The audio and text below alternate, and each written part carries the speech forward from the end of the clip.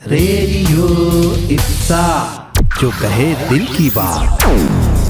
Hello listeners, आपका स्वागत है वापस से हमारे शो में जिसका नाम है नॉलेज विलेज और आप सुन रहे हैं मुझे यानी कि आरजे चाहत को हमारे आज के गेस्ट मिस्टर शुभम खंडेलवाल के साथ only on radio Ipsa 91.2 FM, जो कही दिल की बात। एंड यस सर, ब्रेक से पहले हमारी बातचीत चल रही थी फ्रेंचाइजी के ऊपर, फ्रेंचाइजर्स के ऊपर, और इसी के साथ ब्रांडिंग के बारे में भी काफ़ी कुछ इंटरेस्टिंग चीज़ें जानी। बट अब मैं ये चीज़ जानना चाहूँगी कि जब कोई फ्रेंचाइजर या फ्रेंचाइजीज ऐसे किसी एग्रीमेंट में एंटर हो रहे हैं, एक प्रॉपर बिजनेस एग्रीमेंट में एंटर हो रहे हैं, तो ऐसे क्या लीगल रिक्वायरमेंट्स है जिसका उनको ज़रूर से ध्यान रखना चाहिए? देखिए, दो लोग जब भी बिजनेस में आते हैं तो एक एग्रीमेंट होना ज़रूरी है। That's so true. अब एग्रीमेंट्स में जो इम्पोर्टेंट चीज़ें हैं जिसको हम लोग प्रिंसिपल टर्म्स एंड कंडीशंस बोलते हैं, हाँ हाँ वो आपको रीड करना बहुत इम्पोर्टेंट है। हाँ। कि जैसे कि ऑपरेशंस कौन हैंडल करेगा, okay. Both in between franchisee and franchisers, marketing में किसका कितना इनरोल हो रहेगा, ओके। अगर रीजनल मार्केटिंग है तो कौन करेगा, लोकल मार्केटिंग है तो कौन करेगा, अगर नेशनल लेवल का ब्रांड है तो उनके क्या डूज हैं, आपके उनके डूज डोंट्स क्या हैं, आपके डूज डोंट्स क्या हैं। ये सब चीज़ें लीगल ड्राफ्टिंग में बहुत इंपॉर्टेंट होती हैं और ये पहले ही चॉक डाउन हो जाती हैं। राइट। अब कई बार ऐसा होता है कि हम लोग लीगल ड्राफ्ट, क्योंकि वो बहुत बड़ा लंबा होता है, 15, 20, 25, 30 पेजों का होता है, तो हम लोग नहीं पढ़ते ढंग से। But always hire a legal advisor okay. और रीडिंग दैट ड्राफ्ट, क्योंकि डिस्प्यूट जब भी होंगे तब आपने क्या सुना और उसने क्या कहा वो बात कभी नहीं होगी। उठा के सबसे पहले लीगल पेपर्स ही देखे जाएंगे। That's right. और हमेशा उसको रजिस्टर्ड कराएं। हाँ। हमारे इंडिया में फ्रेंचाइजी एग्रीमेंट जो रजिस्टर्ड होता है वो 10,000 के स्टाम्प पेपर पे होता है। ओके।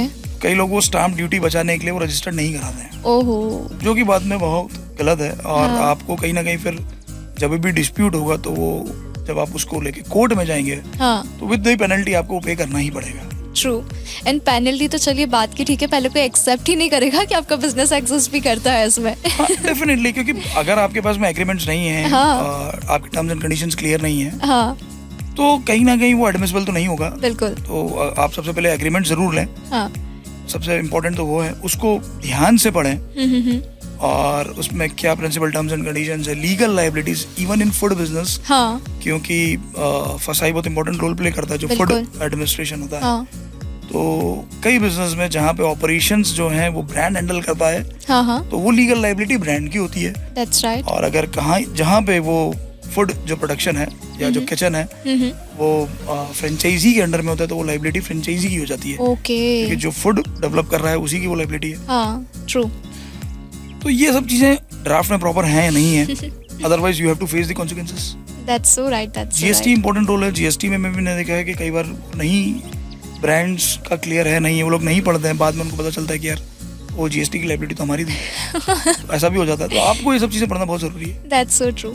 ये बात तो बिल्कुल सही तो बताई टैक्सेशन आपने। क्या है उसके अंदर में, वो सब चीजें पढ़े। हाँ बिल्कुल बिल्कुल। अब यहाँ पर अगली चीज़ मैं ये जानना चाहूँगी सर कि अगर हमने इतना कुछ जान लिया है फ्रेंचाइजीज के बारे में, तो आपको क्या लगता है इंडिया में इसका फ्यूचर ट्रेंड क्या होगा, इसकी ग्रोथ कितनी है, स्पेसिफिकली एक बिजनेस मॉडल की तरह देखें तो? देखिए, माने ना माने कहीं ना कहीं हम वेस्ट वर्ल्ड की तरफ तो देखते हैं हमेशा। हाँ, दैट्स सो ट्रू। और slowly we are moving from unorganised market towards the organised market. हाँ। अब वो कोई सा भी आप बिजनेस ले लो, आज आप अपना मैक्सिमम परचेज सुपरमार्केट से करते हो, हाँ हाँ। तो सुपरमार्केट एग्जिस्टेंस में है। हाँ हाँ। आप एफएनबी उस जगह जाते हो जहाँ पे आपको मल्टीपल आउटलेट्स मिलते हैं कि ये चेन आउटलेट है, दैट्स मैक्सिमम आप वहाँ पे जाते हो। एंड अगर कोई लोकल बिजनेस है बहुत पॉपुलर है तो बात अलग है, बात अलग बट जाती है। यूजुअली आप वहीं जाना पसंद करते हो। हाँ। कपड़े भी आप वैसे ही ब्रांड से खरीदते हो जिसका मल्टीपल एग्जिस्टेंस है। हाँ। तो slowly the consumer behaviour are moving from unorganised market towards organised market. तो ये बढ़ना ही है। हाँ। अब जो प्लेयर्स हैं, जो ब्रांड्स हैं या जो कंपनीज हैं, अगर वो अपने आप को proper with the time place करें, हाँ। जितना जल्दी वो अपने आप को प्लेस कर लेंगे उतना जल्दी उनको पैर जमाना में आसानी होगी इस बिजनेस में।